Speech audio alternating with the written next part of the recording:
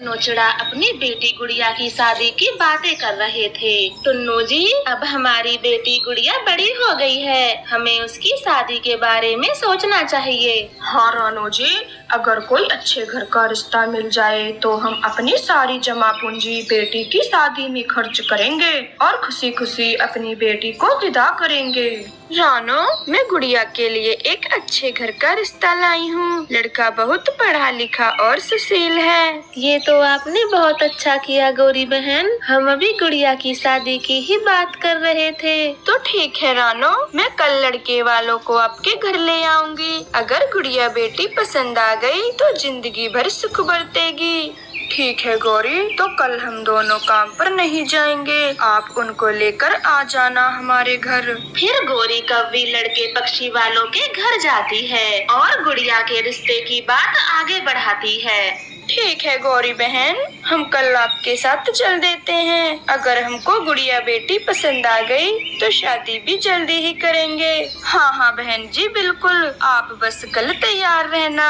अब मैं चलती हूँ। फिर गौरी कव्वी अपने घर चली जाती है और इधर रानो चिड़िया भी बहुत खुश थी। टुन्नू जी, हमारी बेटी की किस्मत कितनी अच्छी है जो उसके लिए इतने बड़े घर से रिश्ता आया। हाँ रानो, गरीबी तो हमारी बच्ची ने इसी घर में बहुत देख ली। अब भगवान करे उसका आगे का जीवन सुख में बीते।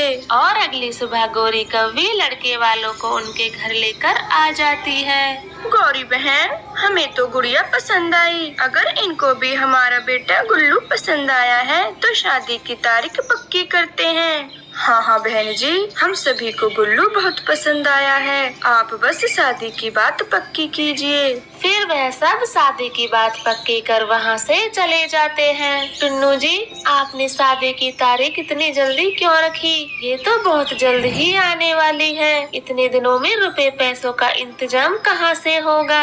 अरे रानो, इतना अच्छा रिश्ता बार बार नहीं मिलता। पैसों का इंतजाम तो मैं कहीं न कहीं से कर ही लूँगा।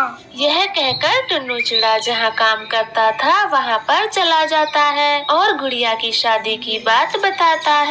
मालिक जी, कुछ रुपए पैसों का सहारा दे दो, गुड़िया बेटी की शादी है। टुन्नू, मैं तुझे एक भी पैसा नहीं दे सकता क्योंकि इस बार व्यापार में बहुत घाटा आया है। यह सुनकर टुन्नू चिड़ा वहाँ से चला जाता है और मन ही मन सोचने लगता है, शायद मुझे इतनी जल्दी पैसे कहीं से नहीं मिलेंगे, मुझे कुछ और इंतजाम करना पड़ेगा। यह सोचकर टुन्नू चिड़ा एक साहूकार के पास चला जाता है और उसके पास अपना घर गिरवी रख पैसे ले लेता है। टुन्नू, मैं तुझे सिर्फ 6 महीनों के लिए पैसे दे रहा हूँ। अगर मेरे पैसे टाइम पर वापस नहीं किए तो घर पर मेरा कब्जा होगा। ठीक है सेठ जी, मैं समय से पहले आपके पैसे चुका दूंगा।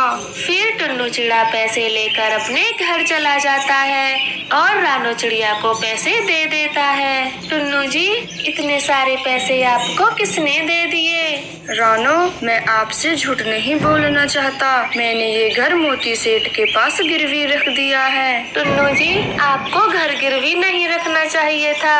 अगर मोती सेठ के पैसे 2 दिन भी लेट हो गए तो वो हमारे घर पर कब्जा कर लेगा। आप चिंता न करें रानो, 6 महीने का समय है हमारे पास, जब तक हम ये पैसे आराम से लौटा देंगे। फिर टुन्नू और रानो चिड़िया पैसे लेकर बाजार चले जाते हैं और शादी का सामान खरीदना शुरू कर देते हैं। रानो जी, आखिर हमारी बेटी हमें छोड़कर चली जाएगी, मेरा तो उसके बिना मन भी नहीं लगेगा। टुन्नू जी, मुझे तो सिर्फ एक बात की खुशी है, वो हमारे गरीब घर से निकलकर एक अच्छे घर में जा रही है। मेरी तो सारी चिंताएं ही दूर हो गयी। वह परिवार ऐसे ही शादी की तैयारियों में लगा हुआ था और तभी गौरी कव्वी उनके घर आती है। रानो, मुझे तुझसे एक जरूरी बात करनी है। हाँ गौरी बहन, कहिए, आपको क्या बात करनी है? वो क्या है कि लड़के की माँ आज मेरे घर आई थी और बोल रही थी कि हमें दहेज में एक मोटर बाइक चाहिए। लेकिन गौरी बहन, पहले तो उन्होंने ऐसा कुछ ना कहा था।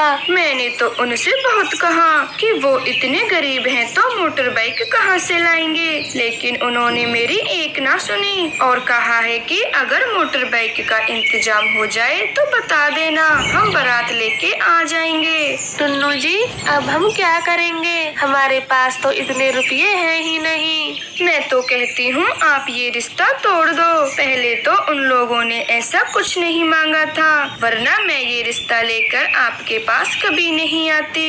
नहीं गौरी, अब हम ये रिश्ता नहीं तोड़ेंगे। आप मुझे शाम तक का और समय दीजिए। टुन्नू जी, अब आप पैसे कहाँ से लाओगे? घर को तो पहले ही गिरवी रख चुके हो।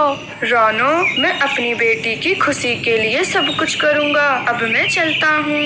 ऐसा कहकर टुन्नू चिड़ा उसी मोती सेठ के पास चला जाता है। सेठ जी, कृपया करके मुझे 2 लाख रुपए दे दीजिए, वरना मेरी बेटी की शादी होते होते रुक जाएगी। ठीक है टुन्नू, पैसे तो तुझे मैं दे दूंगा, पर तुझे भी मेरी एक मदद करनी होगी। बताएं सेठ जी, मैं आपकी क्या मदद कर सकता हूँ? मैं सब कुछ करने को तैयार हूँ। टुन्नू, कल ही हमारे बेटे की रिपोर्ट में पता चला है कि उसकी एक किडनी खराब है। अगर तुम अपनी किडनी दे दो तो मैं तुझे 2 लाख रुपए दे दूंगा। यह सुनकर टुन्नू चिड़ा सोच में पड़ जाता है और फिर तुरंत ही बोल पड़ता है। ठीक है सेठ जी, मैं शादी होने के बाद आपके बेटे को किडनी दे दूंगा। अभी आप मुझे पैसे दे दीजिए। मैं तुझे पागल दिखता हूँ जो तुझे पहले पैसे दे दूँ? पहले किडनी दे, फिर पैसे ले लेना। टुन्नू चिड़ा अपने मालिक की बात मान लेता है और किडनी बेच देता है।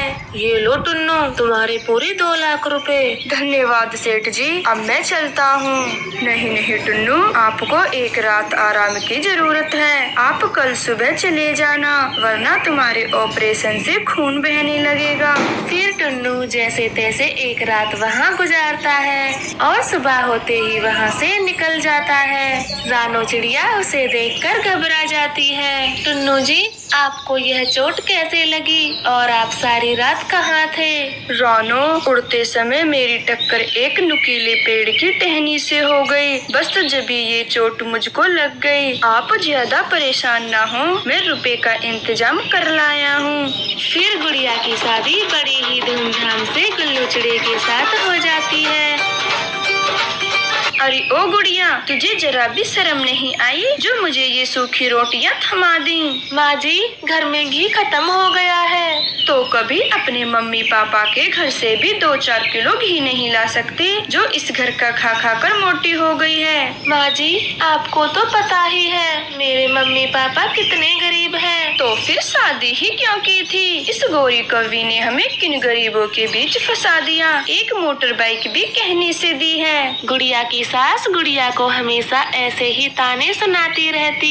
एक दिन भी गुड़िया को चैन से नहीं रहने दिया। माँ, मेरी नौकरी लगने वाली है, परंतु उन्होंने पहले 50,000 रुपए मांगे हैं, तो आप जल्दी से अलमारी से मुझे पैसे दे दो। बेटे, हम अपने पैसे खर्च क्यों करें? आखिर ये बहू किस दिन काम आएगी? नहीं माँ जी, मुझसे पैसे लाने का ना कहें। मेरे मम्मी पापा के पास अब कुछ नहीं बचा। तो तेरी भी इस घर में कोई जगह नहीं है। अभी के अभी मेरे घर से बाहर निकल जाओ। नहीं माँ जी, मुझे घर से बाहर ना निकालिए। ये शादी मेरे पापा ने बड़ी ही उम्मीदों के साथ की थी, लेकिन गुड़िया की सास उसकी कोई भी बात नहीं सुनती और उसे घर से बाहर निकाल देती है। और इधर टुन्नू चिड़ा भी बीमार रहने लगा था। तभी उसकी बेटी वहाँ पर आ जाती है और उन्हें अपने ससुराल की सारी बातें बताती है। क्या कहा गुड़िया बेटा, आपको उन्होंने घर से बाहर निकाल दिया? मैंने इस शादी के लिए क्या कुछ नहीं किया था। अपनी बेटी को ससुराल से निकाले जाने की खबर सुनकर पापा चिड़िया को बहुत गहरा सदमा लगता है और तुरंत ही उसकी मौत हो जाती है। गुड़िया का तो रो रो कर बुरा हाल था। तो प्यारे दोस्तों, हमें इस कहानी से यह सीख मिलती है, हमें दहेज के लालचियों के